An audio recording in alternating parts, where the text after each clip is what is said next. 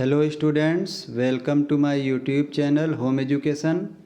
Today I am going to explain the poem Aunt Jennifer's Tigers from Flamingo book class 12 CBSE board. So are you ready? Listen this explanation very carefully and attentively. तो students इस explanation को सुनते हुए आप मेरे channel home education को subscribe कर लें। आइए मैं आपको आंट जेनिफर्स टाइगर्स का एक्सप्लेनेशन बता देता हूँ। इस पोएम को एड्रीन रिच के द्वारा कंपोज किया गया है। आइए पोएम पर आते हैं। Aunt Jennifer's tigers prance across a screen. चाची जेनिफर के जो बाघ हैं, जो चीते हैं, वो एक स्क्रीन पर उछल कूद करते हुए दिख रहे हैं। अर्थात चाची जेनिफर ने इन बाघों को एक स्क्रीन पर बनाया है। Bright topaz denizens of a world of green.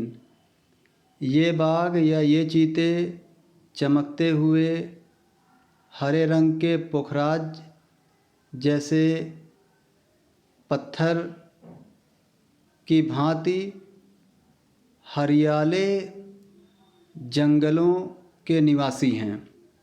कहने का मतलब है कि ये जो बाघ हैं हरे जंगल में रहने वाले निवासी हैं। ये हरे जंगल की तुलना चमकते हुए हरे रंग के पोखराज पत्थर से किया गया है।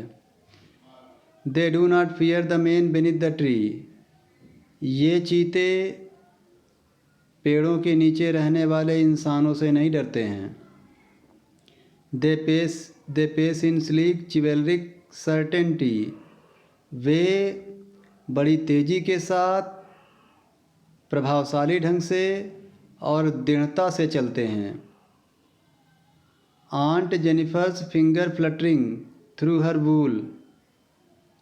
चाची जेनिफर की उंगली जब इन टाइगर्स को बना रही हैं पैनल पर या स्क्रीन पर ऊन के द्वारा या ऊन से, तो उनकी उंगलियां काँप रही हैं। Find even the ivory needle hard to pull. उन्हें हाथी दांत से बनी हुई सुई को खींचना भारी पड़ रहा है।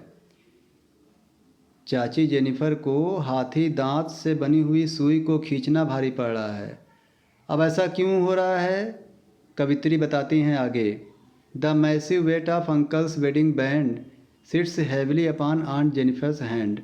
ऐसा इसलिए हो रहा है कि जब से अंकल जी से उनकी शादी हुई है, तो शादी का जो अपार बंधन या भार है, ये अपार बंधन या भार चाची जेनिफर की उंगलियों पर भी पड़ता हुआ दिख रहा है। कहने का मतलब ये है कि आंट जेनिफर जो है अपने पति के द्वारा प्रताड़ित की जा रही हैं, जिसके कारण वो उनकी उंगलियां बहुत कमज़ोर हो गई हैं, उनका शरीर बहुत कमज़ोर हो गया है। फिर कवित्री जी आगे क्या कहती हैं? When aunt is dead her terrified hands will lie still ringed with ordeals she was mastered by. जब आंट जेनिफर, चाची जेनिफर मर जाएंगी, तो उनके डरे हुए हाथों में अंकल जी द्वारा या उनके पति, यहाँ मास्टर्ड बाय का मतलब पति जी के द्वारा या अंकल जी के द्वारा वो इंगेजमेंट रिंग यानी कि वो शादी की रिंग जो पहनाई गई थी, चाची जी के मरने के बाद भी उनकी उंगलियों में वो रिंग रहेगी। कहने का मतलब है कि आंट जेनिफर जीते जी तो अपने पति की गुलाम थी ही, मरने के बाद भी वो अपने पति की गुलाम रहेंगी, क्योंकि वो रिंग उनके हाथ में, उंगली में मरने के बाद भी रहेगी।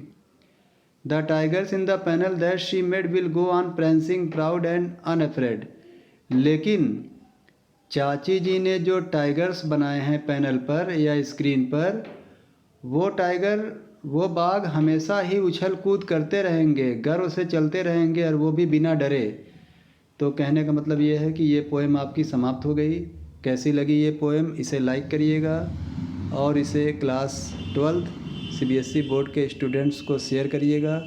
अपना फीडबैक दीजिएगा। Okay student, thank you.